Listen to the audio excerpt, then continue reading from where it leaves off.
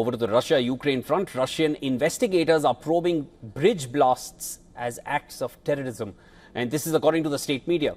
7 people were killed and dozens were injured after bridges in 2 separate Russian regions bordering Ukraine collapsed overnight. In Russia's Bryansk region bordering Ukraine, a road bridge collapsed onto a railway line late on Saturday, derailing a passenger train heading to Moscow and killing 7 people. A separate rail bridge in the neighboring Kursk region also collapsed overnight, derailing a freight train and injuring the driver.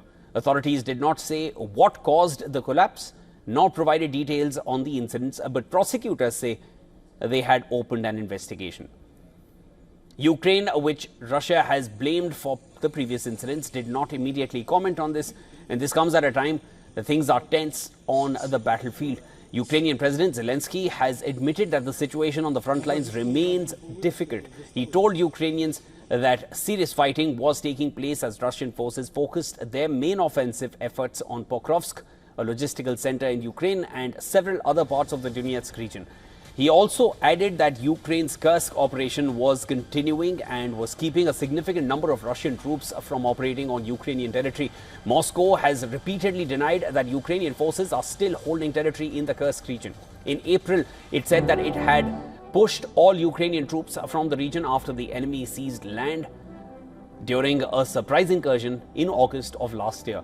The statement comes even as uncertainty looms over Kiev diplomats attending a new round of peace talks proposed by Moscow for early next week in Istanbul. The president said that the Russian side has so far failed to provide any information regarding the scope of the talks, stressing that so far it does not look very serious.